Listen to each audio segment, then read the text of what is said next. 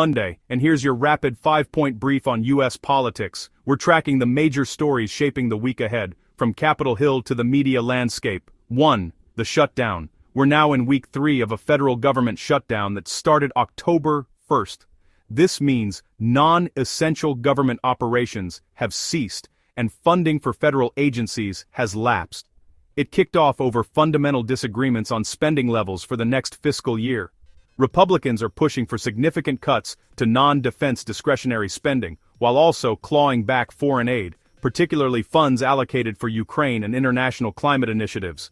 Democrats, meanwhile, are insisting on maintaining current funding levels and are using the negotiations to try and lock in stronger Affordable Care Act subsidies. The human and economic impact is significant. About 900,000 federal workers are furloughed, meaning they are sent home without pay. And roughly 700,000 essential personnel, including air traffic controllers and federal law enforcement, are working without pay until the shutdown ends. The White House says they've identified funds to ensure military troops receive their paychecks on October 15th, a critical move to insulate the armed forces from the political gridlock. Also notable, the administration moved to pause or cancel billions in funding aimed at blue states. Think big infrastructure projects in New York, like the Gateway Rail Tunnel, and climate projects in California. This move, executed on day 1 of the shutdown, is seen by critics as a tactic to pressure Democratic lawmakers. 2. Why ACA subsidies matter. This is a central pillar of the Democratic strategy. Democrats want to make permanent the enhanced premium tax credits that were first passed as part of the American Rescue Plan. These enhancements did 2 key things.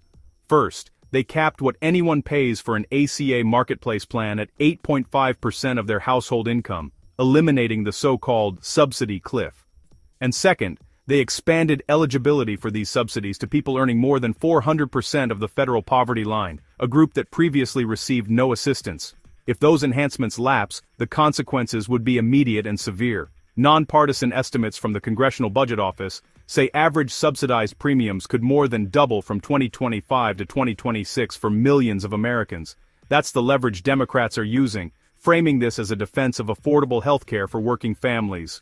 Republicans argue that these subsidies are fiscally unsustainable and that health care is being weaponized to avoid necessary spending cuts elsewhere.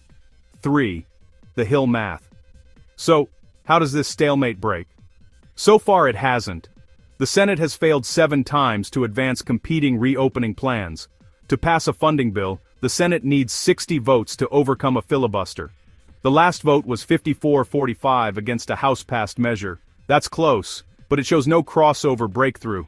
Not a single senator from the opposing party has crossed the aisle on any of these key votes. Neither side wants to blink first. The political cost of being seen as caving to the other side's demands is perceived as too high, especially with midterm elections on the horizon, and that's why this feels like a low-drama, long-burn shutdown. The rhetoric is heated, but the action is static. Nobody wants to look weak, so both parties are digging in for a protracted fight.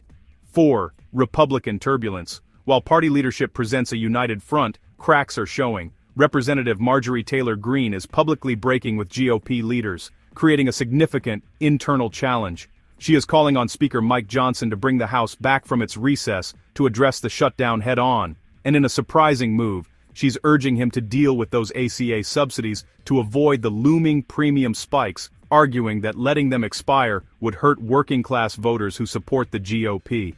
She's blaming Johnson and Senate leadership for the impasse, suggesting they are misreading the political moment and are too disconnected from the base. In her words, she says the conservative movement isn't always getting the best advice from its leaders in Washington. Analysts see this as a strategic play to reclaim the populist brand over the party establishment.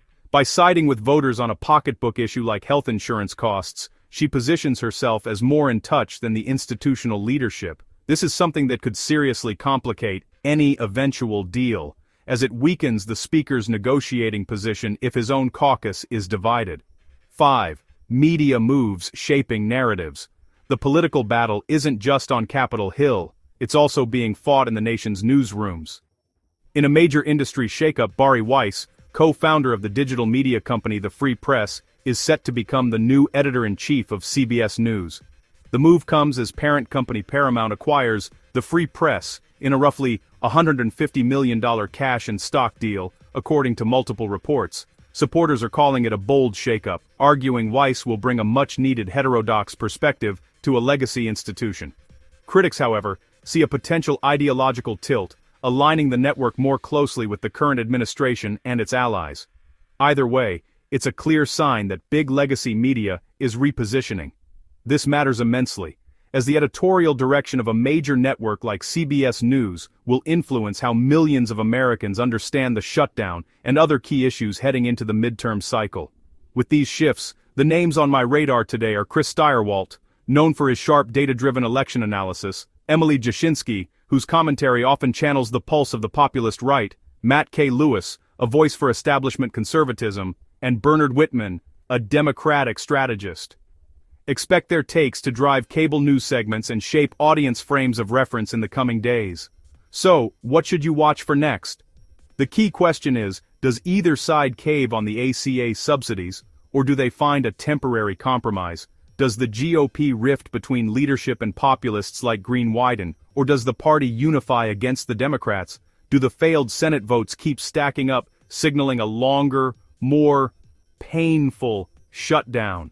And critically, how do these media pivots at places like CBS News affect public perception and pressure on lawmakers if this shutdown drags into the holiday season and the next budget deadline? These are the threads we'll be following. If you want, I can send over a few standout analysis pieces from across the spectrum that dig deeper into these topics. Just say, send.